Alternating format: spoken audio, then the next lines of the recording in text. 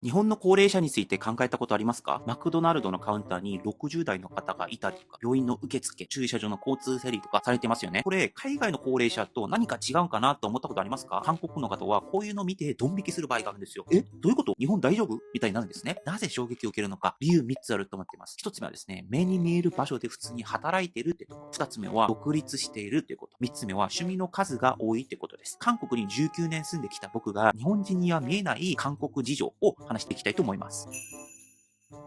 一つにはですね、目に見える場所で普通に働いてるというところです。これは高齢者が隠れてではないということですね。例えば日本でマクドナルド、駅や病院、オフィスビルのスタッフ、コンビニ、スーパー、飲食店のホールでも働かれてるじゃないですか。韓国人からは、この人が担当すんのと感じる場合があるんですよ。ここで重要なのはですね、接客、掃除、裏方で目に見えないところで仕事してるわけではないんですよね。いわば若者と同じ仕事を同じ土台で任されていると思うんですよね。子供が自分からいなくなって人生空っぽになるとかじゃなくて、人生自分で回す前提になってるような気がします。だから韓国の方からとしたら、日本では高齢者が普通にみんなの周りで自然に存在しているように見えるんです。一方、韓国違う現実あります。韓国の高齢者たちもですね、遊んでるわけではないです。実は就業率自体は日本とほとんど変わんないんです。でも仕事の種類が違うんですね。韓国で高齢者の仕事っていうのは自粛三択に近いかなと思って。一つ目はマンションやビールの警備。二つ目は街や建物の掃除。三つ目は品質検査などの軽い作業ですね。こうやって接客の前線に立つ高齢者というのは、いわば珍しいかもしれません。カフェ、飲食店、コンビニのカウンターで60代、70代、80代の方が立ってる光景は、皆さん韓国旅行行ったらあんまり見ないんじゃないかなと思ってるんですね。というのもいくつか理由あると思うんですけども、まず韓国にはシフト制という概念があんまりないんです。働くなら朝から昼まで働いて、昼から夜まで働いてっていうのはもう別に高齢者関係なくみんなに適用されているってことですね。あと、提供しているものも異なってくると思います。日本ならですね、このものだけでなく、その親切さっていうサービスって結構大事な要素じゃないですか。韓国はそれも大事なんですけども、どちらかといえば、ものの方により重点が置かれてるんですね。だから例えばカフェで働いてるんだったら、コーヒーをちゃんと出すことが大事なんです。日本の場合だとコーヒーをちゃんと出して、お客様を気持ちよく接待して、ありがとうございますみたいなところまでがセットなんですけども、韓国はこのコーヒーにフォーカスが当てられてるってことなんですね。だからもうガンガン働くってことを提供する前提となっております。韓国の高齢者が警備とか掃除されてるのは、業務量が比較的に一定していて、体力的な見通しも立てやすい。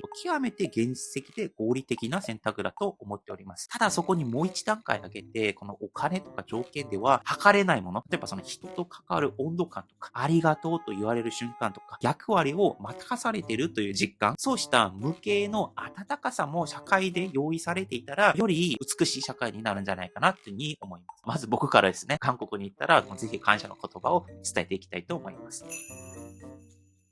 で、二つ目の話はですね、独立しているっていうことです。日本の高齢者を見ていて強く感じるってことは、親子の距離がですね、遠すぎず近すぎないっていうことなんです。子供が独立した後は、親は親の生活、子供は子供の生活。この線引きがちょっとはっきりしてるんじゃないかなと思うんですね。同居していなくても別に大丈夫だし、同居していなくてそこまで連絡取らなくても、まあ別に大丈夫だし、みたいな。干渉しないってことが、むしろ思いやりとして成り立ってるかもしれません。その結果、日本の高齢者、体感でしかないんですけれども、自然と自分の生活リズムとか、自分の交友関係とか、自分の居場所っていうのを独立して持つようになったんじゃないかなというふうに思います。韓国はちょっと逆な気がしていて、若い頃から親の干渉っていうのは、比較的には強いんじゃないかなという。進学とか就職、結婚、住む場所っていうのをどうすんのってことを、よりコミュニケーション取ってると思うんですね、平均的には。で、これは善意であり、愛情であり、心配でもあるんですね。でもその分、家族への依存度はもう非常に高くなります。困ったら家族の中で、何かあったら家族の中でという、まず家族っていう価値観がよりあるかもしれません。そして、家族以外のところだと、もう人が集まるところに行って、もう情をも熱くしたいっていうのがあるんじゃないかなと思っております。韓国の場。例えばソウルではタッコル公園っていうところがあるんですけれども、朝から多くの高齢者が集まって、この将棋のようなゲームしたりとか、世間話したりとか、とにかく人と一緒にいても人と人のつながりが濃いんですね。っていうのがあります。ここで僕の意見なんですけれども、これは両国とも長所と短所をセットで知っておいた方がいいかもしれません。日本はですね、居場所を一つにかけないかもしれません。仕事、趣味、地域、一人の時間、居場所を分散投資できる構造になっているかもしれません。だから、どこか合わなくなっても、人生全体が崩れるってことは考えづらいかもしれません。でも、裏返すと、居場所を自分で作れなかったりとか、居場所がどっちも薄かったりとかすると、孤独を強く感じやすくなって、誰も踏み込んでこないからこそ、自分のその空間っていうのが踏み込まれないですし、これがちょっと孤立したままで悲しくなることもあるような気がしております。もちろんすごく一部な例だと思うんですけども、孤独死という言葉もあると思うんですね。一方、韓国はつながりが濃すぎて、そのおかげでこの寂しくなりにくいっていうのはあるかもしれません。これ全部想像の言葉でしかないんですけども、家族に強い危機が訪れても一緒に乗り越えられる。これは間違いなく強みなんじゃないかなと思っていますね。例えば僕が日本留学で大変ってなったら、韓国の家族が駆けつけてきて、妄想なんですけど、そういったことがあるかもしれません。でも、同時にですね、家族関係で濃さっていうのが束縛に感じてしまう人もいるかもしれないし、気づかないうちにも家族に依存してしまうっていうのがあるかもしれないですね。だから両方とも自分に合う距離感だったりとか、スタイルを知っておくことが大事なんじゃないかなと思いました。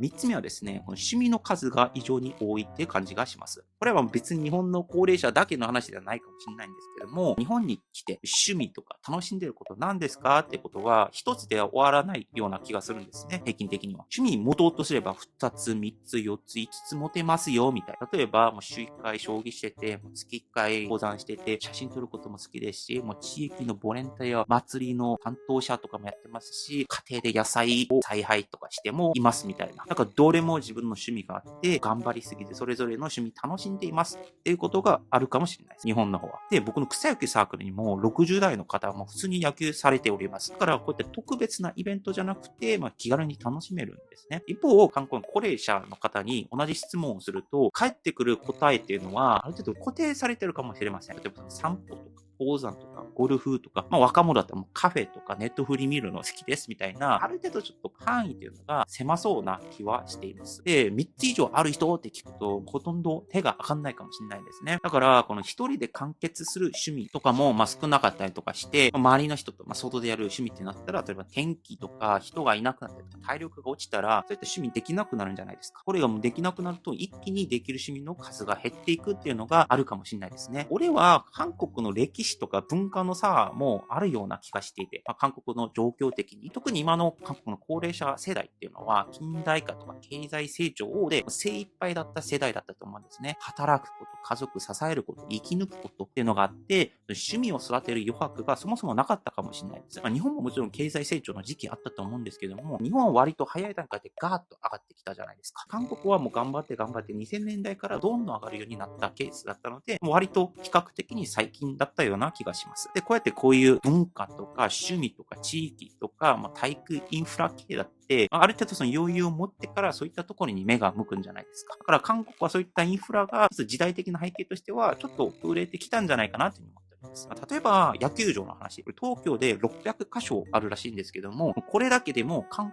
国全体の野球場の数と同レベルだと思います。ここでいう野球場は草野球の話をしています。もちろん韓国政府もこういう現状を見ているだけではなくて、区役所の高齢者皇室とか公民館とかコミュニティセンターで支援しています。今後の変化に期待ですね。ということで、結論ですが、こういう母数の大きな話、韓国人は韓国の高齢者とかって話、結局机上論だと思っております。日本の高齢者とか韓国の高齢者とか言っても全部平均値の話、確率論の話ですよね。本当に大事なのはもう自分が幸せかどうか、あなたが幸せですかどうかっていう話が大事だと思って、国がどこで、制度がどこで、周りがどうで見たことを見てきても、自分が幸せじゃなかったらもう意味がないと思ってるんですよね。例えば僕、韓国人はもうこんな人で平均的にはもう劣ってるみたいな、もう日本人はとか、アメリカ人はとか言われても、僕は僕の人生があって、僕は別に全然幸せだから、そういった議論の、韓国人は幸せじゃないみたいな言われても、別に関係ないんですよね。だから結局こういった話、机上論でしかないんですけれども、傾向的に見たら、日本と韓国の高齢者はこういった違いがあるんじゃないかなというふうに思いました。だからこそ聞きたいんですけども、あなたは日本の高齢者を見てどう感じましたか？このチャンネルを見てる皆さんの意見、ぜひコメント欄で教えてください。以上、パクンでした。